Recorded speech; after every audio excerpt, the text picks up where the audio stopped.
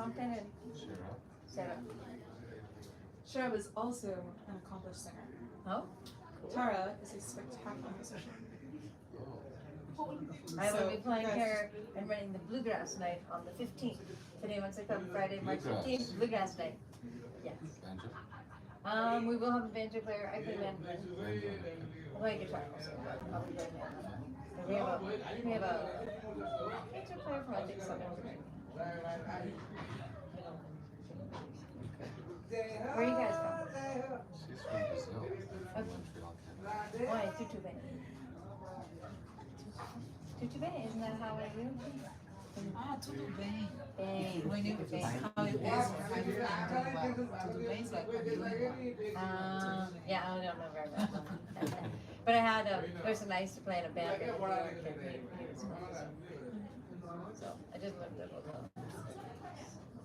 And then I had a friend earlier who was also from Brazil, but she only taught me polite things to say. I know. Very So don't much. get started on time. Yeah, I remember vai cagar. We don't have to start the second. I Yeah? think we might as well. See? I remember that one right. I Yes. can't do the That's parade. one you learned I very nailed well. it, yeah. We're gonna start with some Metallica, we'll do some Black Sabbath. Right. That is the way, that was You cannot ask how are you. Iron You can send Maiden, people to- I I mean, can that's do more the- mandolin. the West. Yes. Do you speak Portuguese?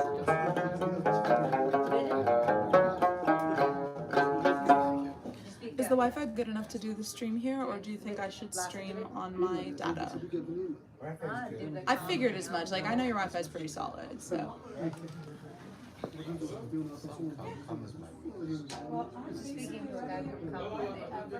We've got a couple more minutes, but then we'll just get started. Alright. Yeah, I don't know anything. I'll take one more lap around the place. Very fun to learn about. 이거? 집에서 베이컨이. 야가카. 라닥 에. 아, 영광 타마치마 또 라닥 라동아. 아메리카. Dela Débora. Como a gente starting. I did a date for It's like take a seat here. I'm like, I just Amalia. So do you do the literary stuff? Yeah. Why? 저는 내가 같이 내 걸 줘. 아, 가래 본다. 그래야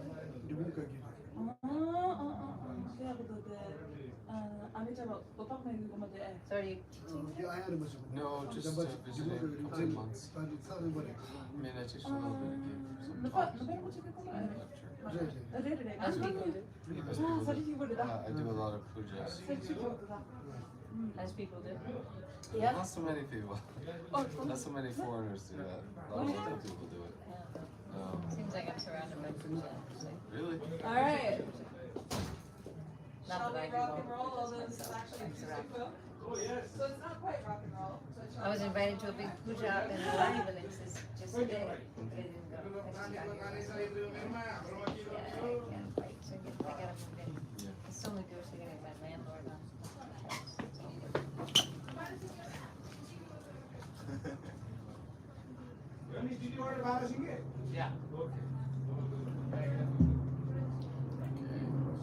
Trustele and good evening, everyone. Oh. My name is Amalia Rubin. Thank you all for coming out tonight. First of all, I know that Rams is just the best place to hang out when you want a chill evening, but hopefully you'll be enjoying the music as well. So tonight, I will be presenting a whole bunch of music from all across different parts of the Himalayas.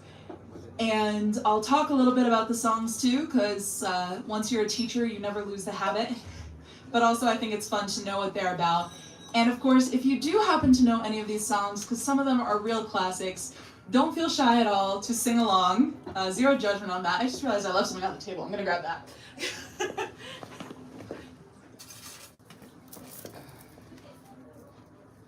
This is also what happens when you're easily distracted.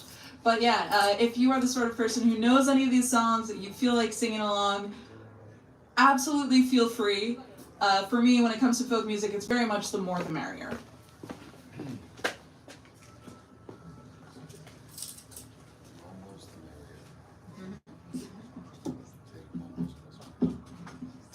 So the first instrument I'm going to be working. We're good. The first instrument I'm going to be working with tonight is called a damyen, and it is a lute that is played in southeastern Tibet and all across the lower Himalayas. So you'll see this in Bhutan, in Ladakh, in Mustang, Dolpo, etc., in different iterations. And the first song I'll be playing for you is called Gasishe, or a song of happy greeting. And this song comes from Lhasa, which is the capital of Tibet.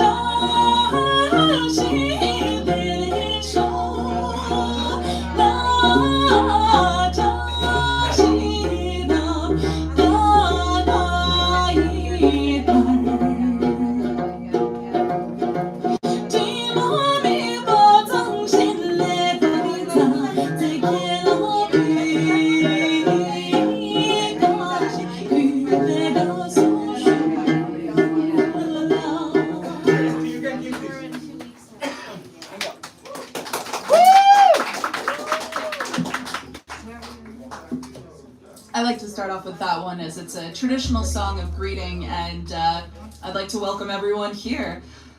The next song is from completely opposite corner of Tibet. It comes from Tashikil, which is located in Amdo. And Tashikil is actually a monastery, and the main Rinpoche of Tashikil in the 1970s, Guntan Rinpoche, decided he wanted to adapt clerical music. And so he brought the damyen, which previously had not been played in eastern Tibet, and he adapted that into the clerical music of Tashikil Monastery. And so this is a melody that is used there for many different religious purposes, but it's also very upbeat and has become a popular melody across Tibet.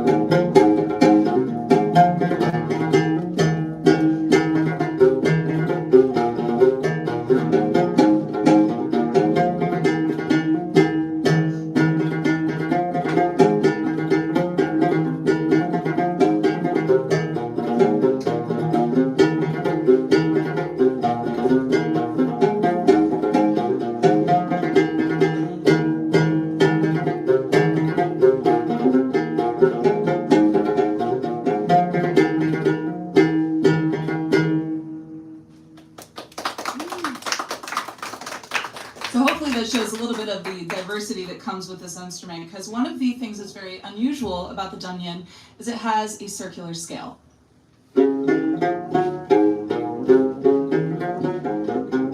It's never going to go higher and it's never going to go lower, which definitely confuses people. But it makes for a very interesting and unique sound that you don't hear in a lot of places.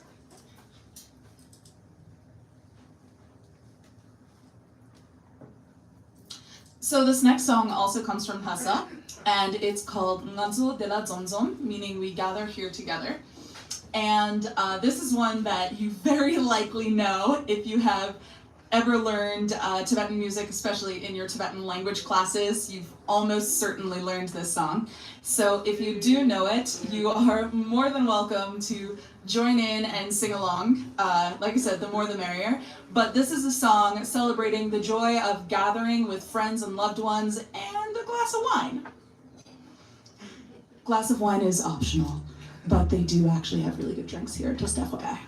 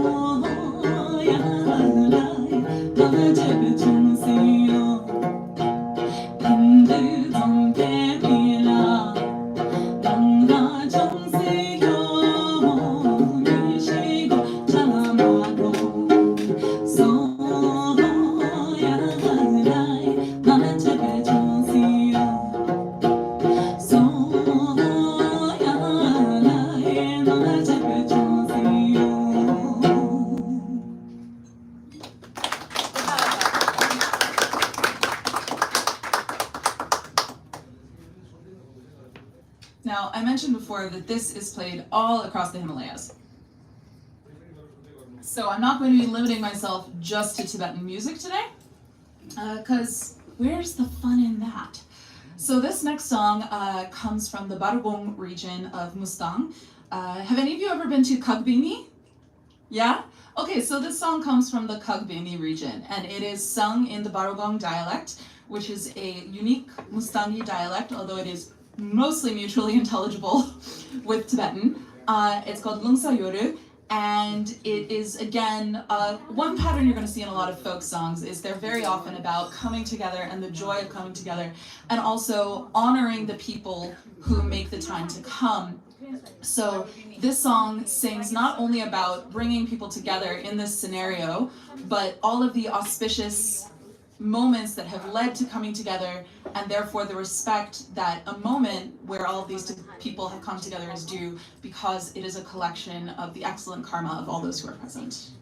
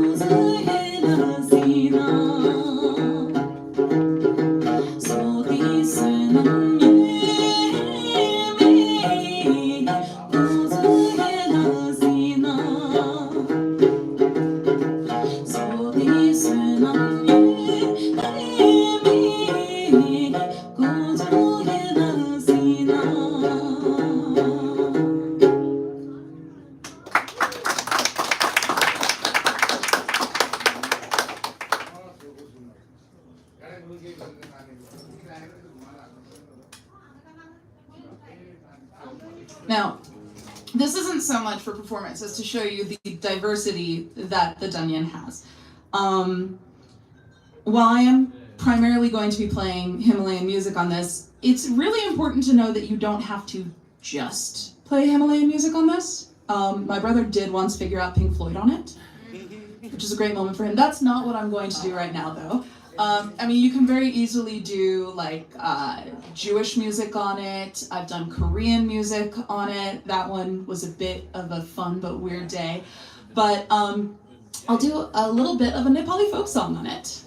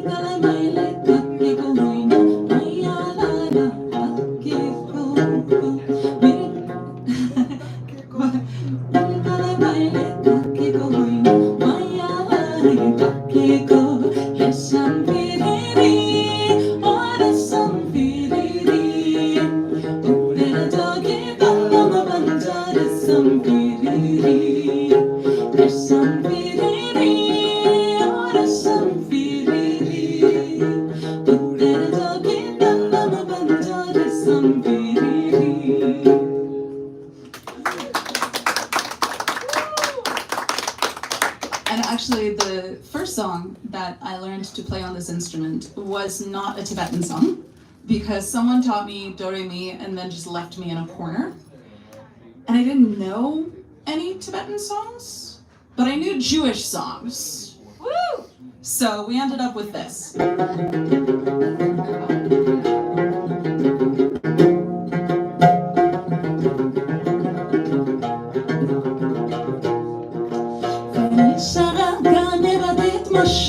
Signorina, bonjour, come la luna è della soffice che clare le boulevard. Come la luna è della soffice che clare le boulevard. Volevo parlar Shabbat with me because her father was à la guerre. Et con sombrera dalla baby, on répond à mon bonsoir. Et con sombrera dalla baby, on répond à mon bonsoir.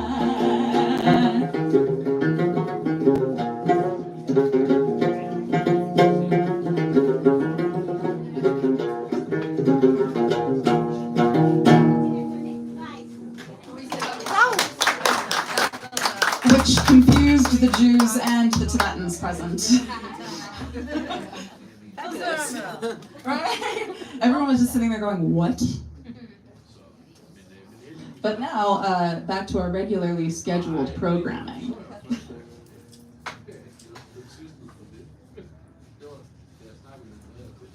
a lot of folk music from around the Himalayas is made to be sung and danced at the same time. Not something I am capable of doing.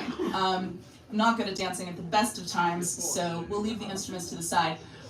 But the following is a folk song and what's called kodro, or a circle dance from Kham, eastern Tibet. This one comes from a region called Sokshu, and it's called Tsongbun Norsang. And one thing that's really interesting, and we see this in folk music around the world, is often there's songs that have a very specific pattern. So for example, it will tell you what items of clothing a person is wearing from their head to their toe, or what one person does to the next person, does to the next person, does to the next person. I think every culture has folk songs and nursery rhymes that do that. And this song is no different. It talks about a famous character in Tibetan folklore, Tsongbun Norbusangbo, and then it starts with what he's wearing on his head, what kind of belt he's wearing, what kind of shoes he's wearing. And this would go down as a traditional and fairly high-speed circle dance.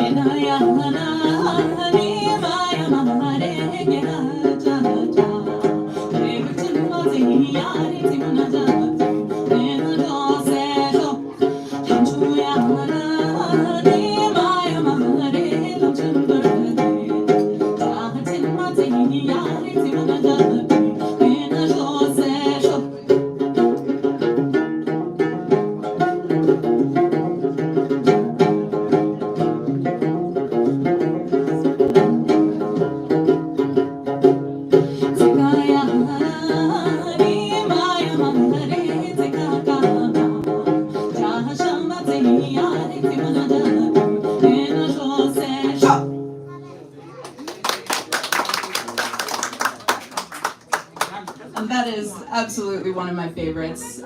It's just so upbeat and wonderful, and when you get a whole crew of people dancing at the same time, all trying to keep up, it ends up both beautiful and usually with at least a little bit of chaos on the side, which is the best combination, in my opinion.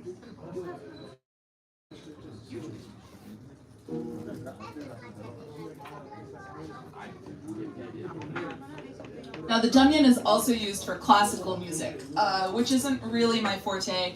I'm sure a lot of you have heard some of the excellent recordings from the Nepal Hamod Tsokpa or Tipa, where you hear a lot of the...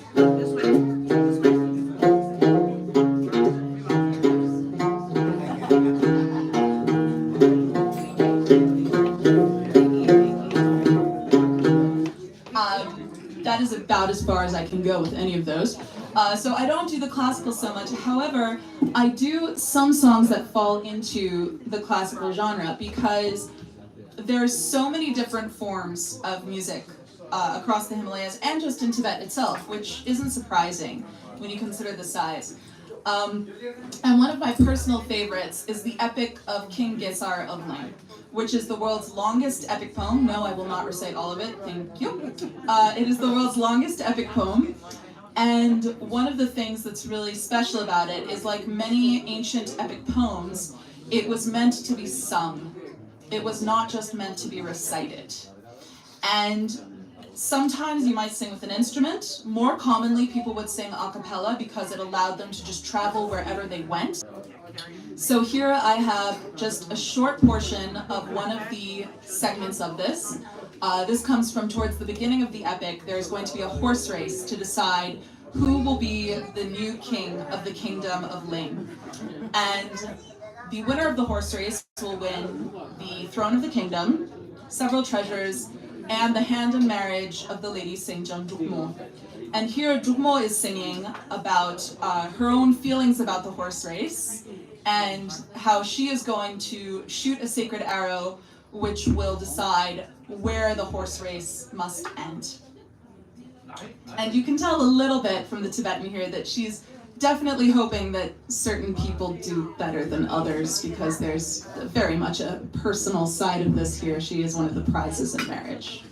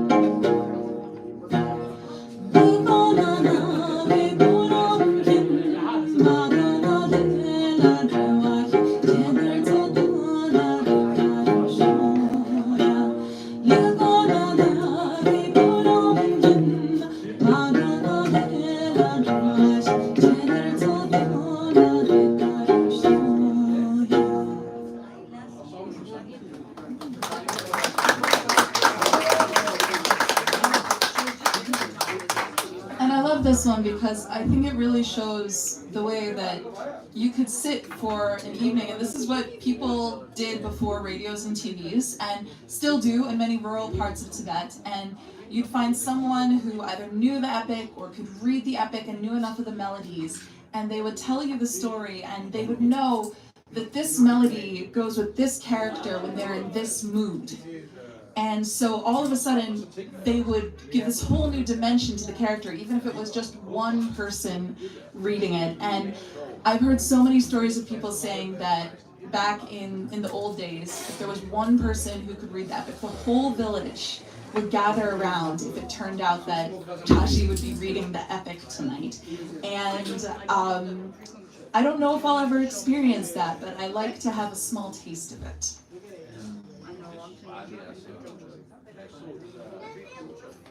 So, in order to give you a little taste of everything, I have actually brought a second instrument with me.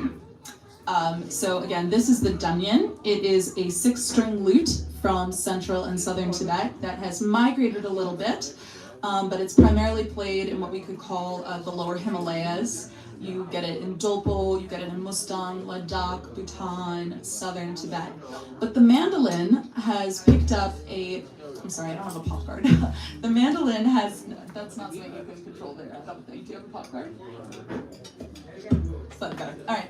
The mandolin is a new introduction into the Tibetan music world, but it has very thoroughly gotten itself entrenched wonderfully into it.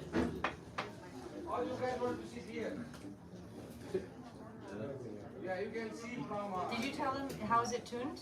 Oh, we're gonna get to that. Okay, good.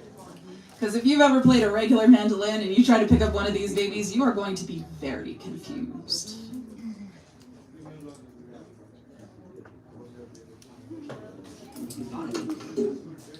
So this is my mandolin, and the tuning is. So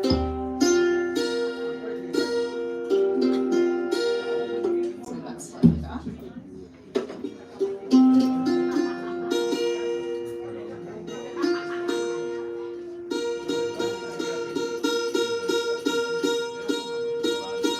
The rain yesterday has been messing with the tuning on all of my instruments. And the mandolin is a very, very new addition. We actually know who brought the mandolin to Tibetan music, and now it is considered just this integral part of Tibetan music. So at the beginning, I mentioned Tashikil Monastery and Gungtang Rinpoche, and it was actually Gungtang Rinpoche who brought the mandolin in from Russia. And he had a student, a man named Palgun, who's actually a doctor, and he gave a mandolin to Palgun, who ended up becoming the father of the style of music that we call Donglin, which is played generally with the mandolin and sometimes with an adapted 8-string jamnyen, which functionally is a bass mandolin. And so, although this is a new genre, it's only been around for not even 50 years. It has become a mainstay of Tibetan folk music. And so I'm very excited to get to share a little bit of it with you. And since this comes from the area of Tsongmbo, also known as Koknor or Khuknur, I'd like to start with a song called Tsongmbo, meaning the Blue Lake. And the song tells of how, for the fish in the water, the beautiful, pure, clear water is like their mother and father. For the animals in the grassland, the beautiful green grass is like their mother and father.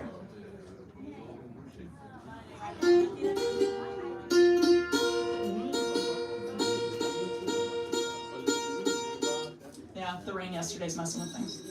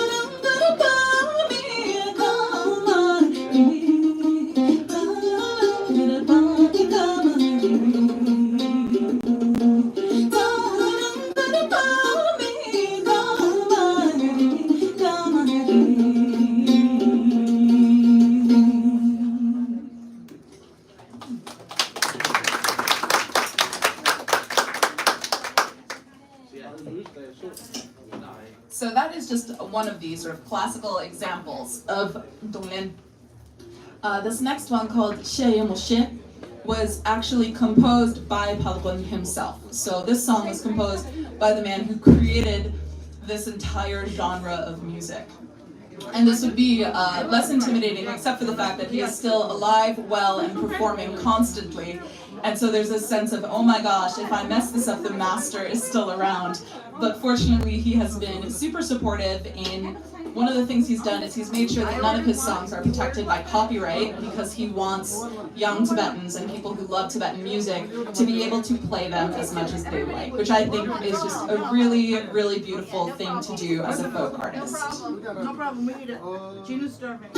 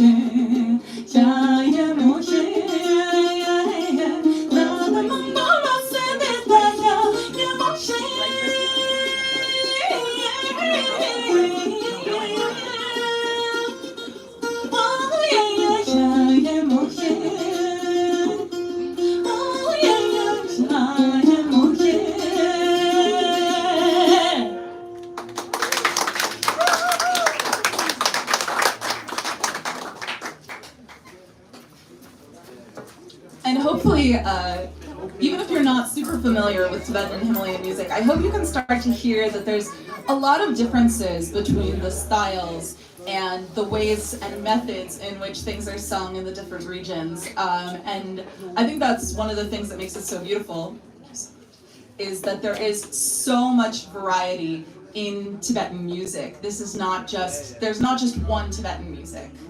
There's, at the bare minimum, dozens of Tibetan musics, and then if you add the Pan-Himalayan region, I mean, I wouldn't be surprised if it crossed 100.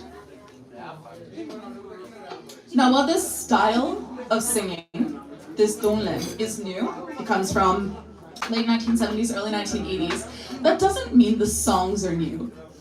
In fact, some of my absolute favorite songs were written about 400 years ago by a very famous poet, playboy, heavy drinker, hard partier, silk-wearing, jewelry-adorned, 6th Dalai Lama. Yeah, you didn't see that one coming, did you? You did. You're like, oh yeah, I know where this intro is going. The 6th Dalai Lama is the only Dalai Lama who refused to take senior monk's vows. And he was actually renowned for his extremely beautiful love poetry that he composed for his many companions, we could say. Female or male? Female, as far as we know. And what's truly amazing is, if you look at the poetry, this is still clearly the poetry of an amazing Dharma practitioner. In fact, the song I'm going to sing for you is called Chade Chonchol Kamo, which means white crane. And it actually contains two short poems of his. One is simply a love song that he wrote for one of his companions. But the other one says, "White crane, lend me your wings. I shall not go far. From Lithang I shall return." A beautiful poem, but oddly specific. When the sixth Dalai Lama passed away at a very young and untimely age, his incarnation was found in Lithang. And this was the second to last poem he wrote. The last poem he wrote was a fairly angry poem dedicated to the Lord of Death. So while he may have been a playboy who hung out at the bars, and by the way, if you go to Lhasa, you can still go to the bars that he hung out at. They are marked. They are pilgrimage locations. And you can still get a drink there. But yeah, he might have been a playboy and drinking and wearing jewelry, but he was also clearly secretly an amazing Dharma practitioner who not only knew what was coming, but he knew where he would be reborn. So Tung Tung Karmo was written by the sixth Dalai Lama, Tsangyan Gyatso.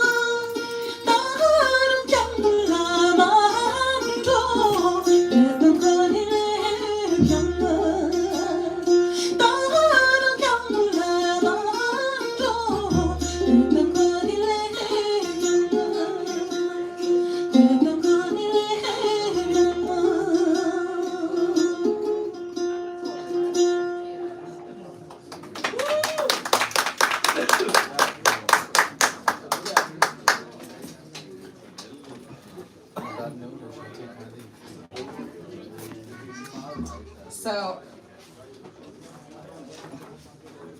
this next song is quite possibly the most famous Tonglen song in all of Tibet, and quite possibly the most famous Tibetan song, period. It's called Akupema. If you know it, please sing along, because it's super popular, everyone loves this song. And Akupema was also written by Palgun, the founder of this style of music. And Akupema literally means Uncle Pema, and the singer says, "Oh, Uncle Pema, the eagle, when it flies up, adorns the mountains. When it flies down, it makes the cliffs happy. Without you, the mountains and the cliffs are empty. Oh, Uncle Pema, the swan, when it swims on the lake, it's the ornament of the lake. When it plays in the fields are happy. Without you, the lake is empty. Oh, Akupema, the strong youths, when they go into the village, they are the ornament of the village, and when they go out into the world, they make us proud. Without you, our heart is empty."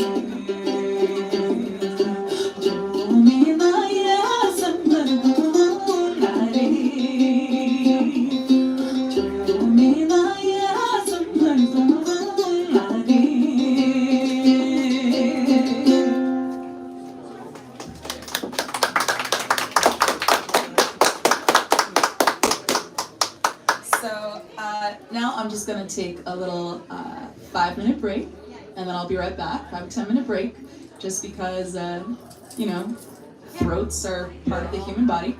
And so feel free to say hello. I'm just going to enjoy my lemon soda for 5 or 10 minutes, and then I will be right back with some more music. And I hope you'll stick around.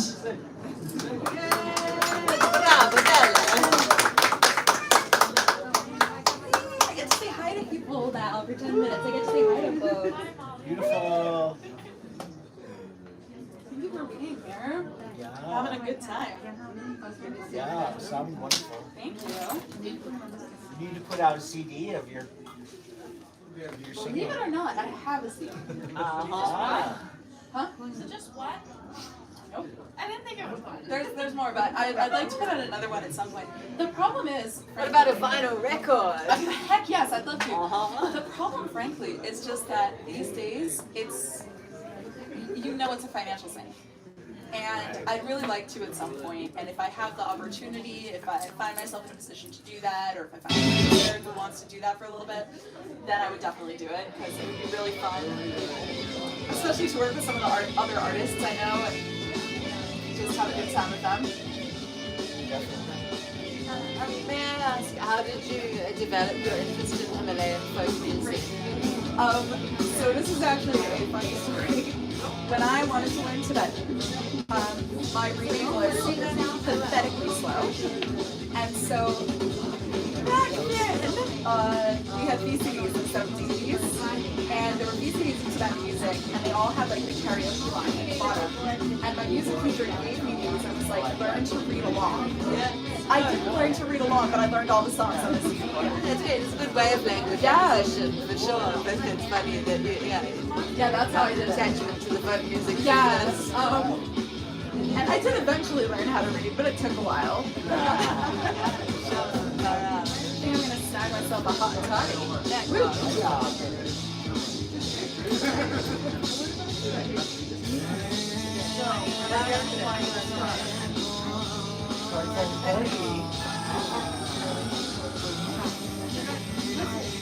Surprised by the local drama people go up to the show.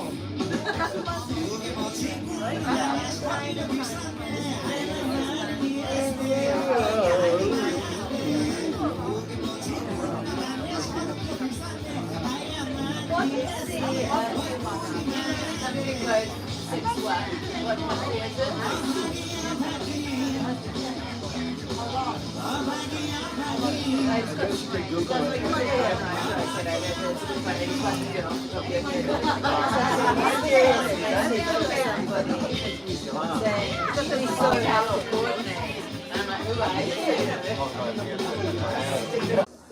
Why did you get into Tibetan music? And the answer is that it wasn't on purpose. About 19 years ago, I was trying to learn Tibetan, and I was really struggling with reading. And I was very slow, and one of my teachers was getting frustrated because my speaking was fine, but my reading was painfully slow. And he said, look, here's what I'm gonna do. And he gave me, back then it was VCDs of Tibetan singers from Tibet, and all of them came with a karaoke line written in Tibetan. And he said, I want you to watch these, and I want you to try and read along. My reading did not speed up, but I learned every single song on the CDs. And I completely fell in love with them. So I actually fell in love with Tibetan music because I was doing badly in my Tibetan language classes. And now here we are. So I like to think that all's well that ended well. And I can read now. It took some time, but I did eventually learn how to read. So hopefully you all are having a wonderful, relaxed, and enjoyable evening. We're going to try and keep that vibe going for a bit longer.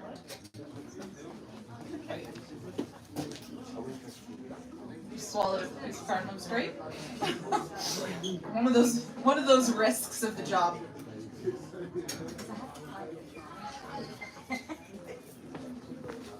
So we're going to do a couple more on the mandolin, and then we're going to switch back to the damyen.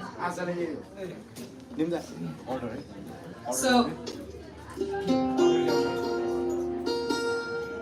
there's always that one string.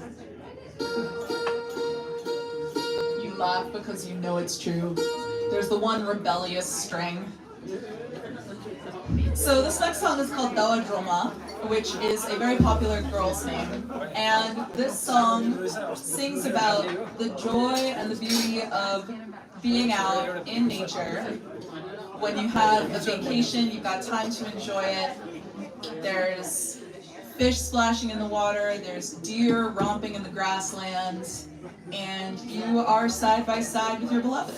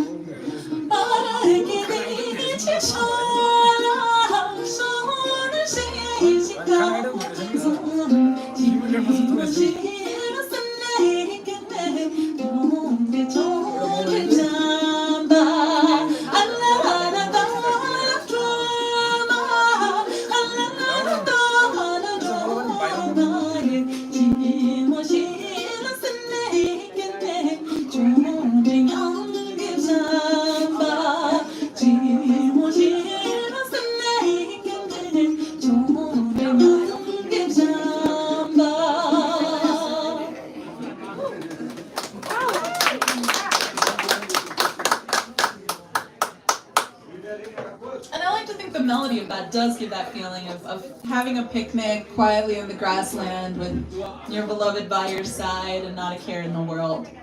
That's one of the things I love about this style of music is the melodies tell the story just as much as the words do. So this next song, it is a little bit participatory. It's another form of Nganso de la Zomzom, but this form of Nganso de la Zomzom comes from Eastern Tibet, so it's played on the mandolin. Now, of course, if you know Nganso de la Zomzom, you already know the lyrics. But if you don't know, all you have to know is every other line is Nangwa Chipa La. Can you say that? Nangwa Chipa La. Nangwa Chipa La, that's it. So that's gonna go in between every line. Is gonna be Nangwa Chipa La, Nangwa Chipa La, Nangwa Chipa La. If you've got that, you have 50% of the song down. I'll take care of the hard 50%. You guys take care of the easy 50%. And we'll have some fun with a song that's all about the joy of getting together with your friends, having a good time. That's literally what Nangwa Chipa La means. Like, it means we're having a good time. And hopefully, you actually are. So.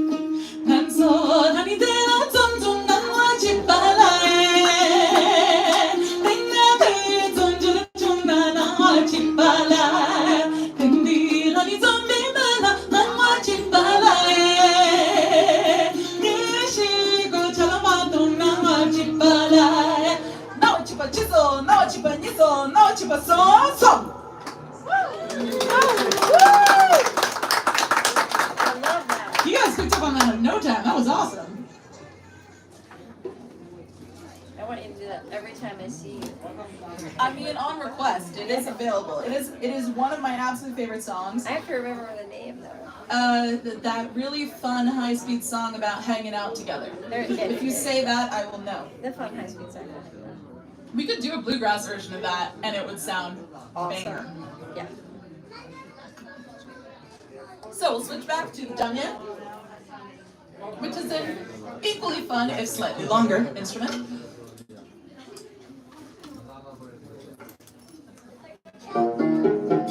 Now you probably noticed I check the tuning on this every time. This is because these babies are friction pegs.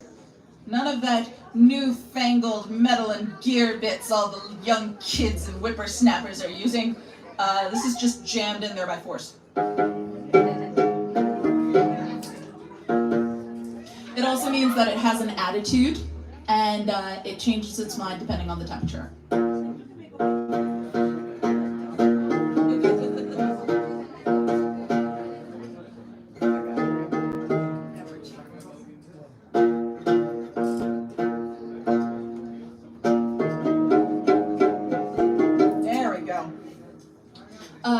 So, as I mentioned, this instrument is played all across the southern Himalayas, including Bhutan.